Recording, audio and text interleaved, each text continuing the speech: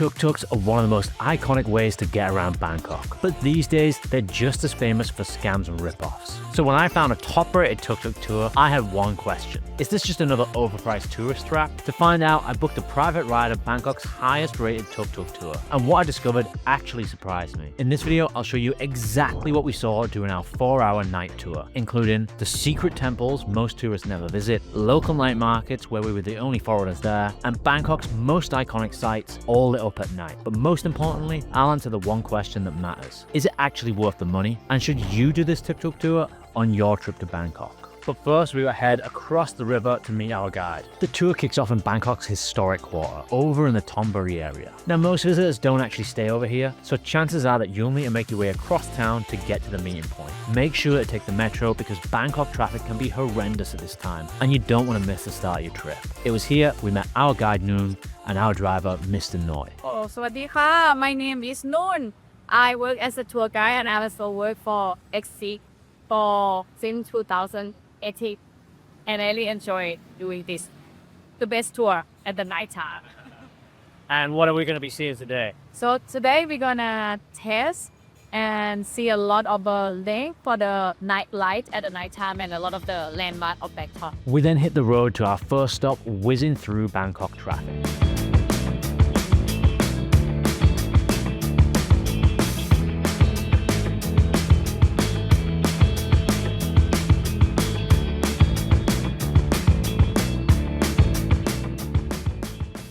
So this is our first stop, and it's going to be a very local one. Get here.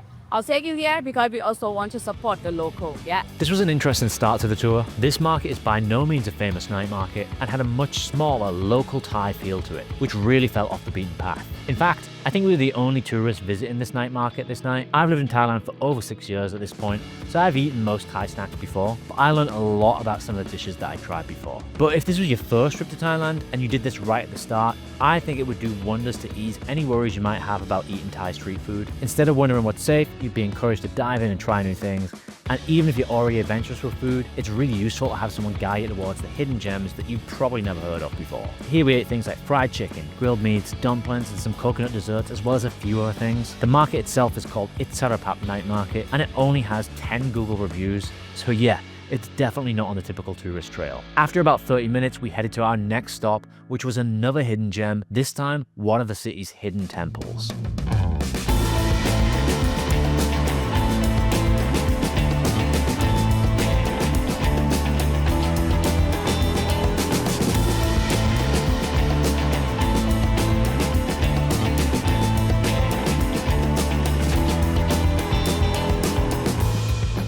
When I think of Bangkok temples, sites like Wat Arun, the reclining Buddha, and the Grand Palace come to mind. But this temple is a far less explored hidden gem. Its most important feature is its towering white chedi that sits on the middle of the temple. And the best part is, we actually got to explore inside the tower. One of the best parts of this tour is that you have a guide who is an expert in the local culture and is able to explain things in an easy to follow way. For example, when I've been in Buddhist temples before, I've always seen people sticking gold plates on the images of the Buddha, and I've always wondered what that's about. Our guide Noon was able to explain this is a way of making merit and showing devotion, with the gold symbolizing purity and respect. I think if you're only visiting Thailand for a short time, doing a guided tour like this would be like a crash course on Thai and Buddhist culture that would give you a much deeper understanding than if you just walked around on your own. And then right next to the temple was something I definitely wasn't expecting. A garden filled with over 100 turtles. At night they were just roaming around the temple grounds, and we even got to feed a few of them. Honestly, I think every temple should come with a turtle garden like this. So we're here now at Wat Prayun, and this is actually a temple that I've never been to before.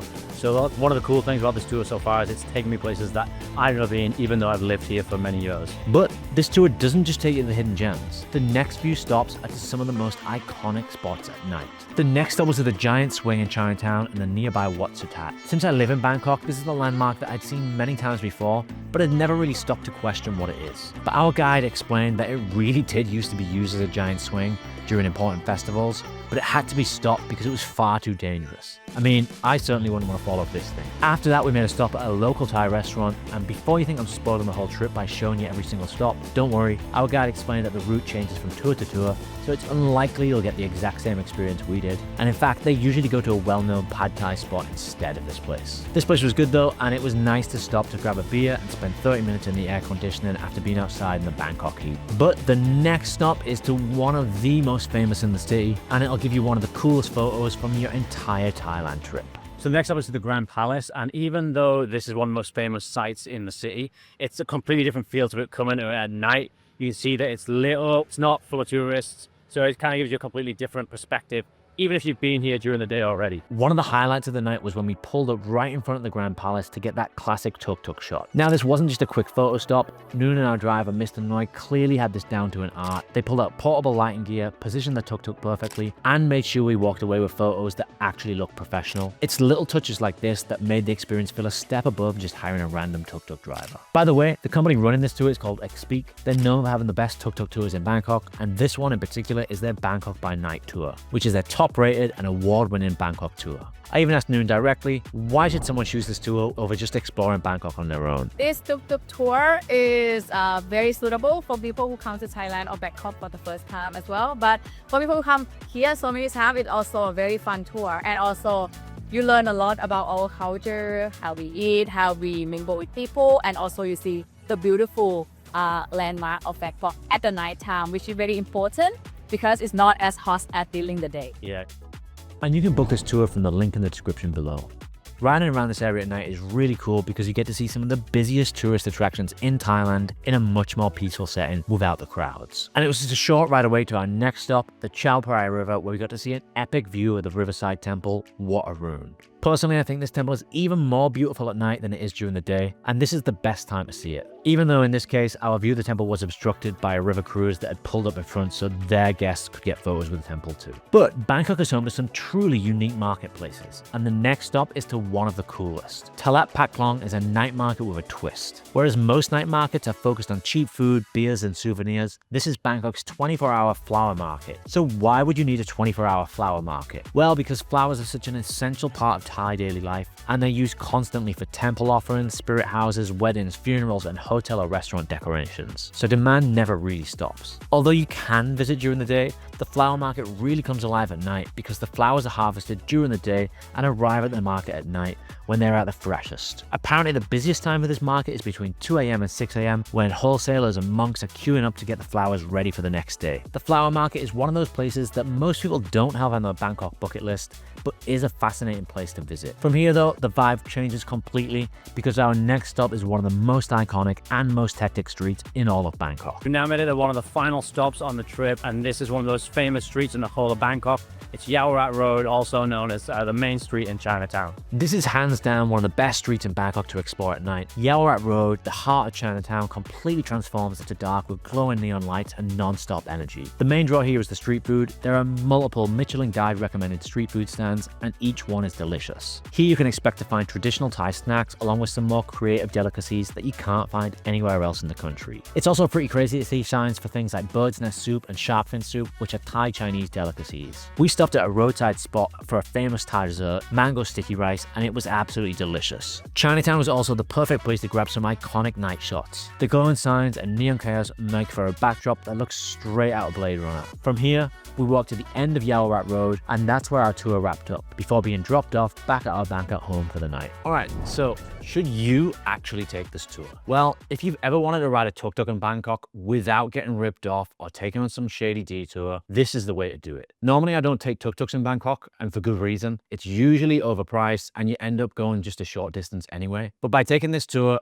everything was prepaid and pre-arranged, so there's zero need to haggle, stress, or worry about scams. And we were riding for nearly 4 hours, zipping through different parts of the city, so you definitely get your money's worth. But there were some other advantages that I wasn't expecting. First off, this tour covered a lot of ground.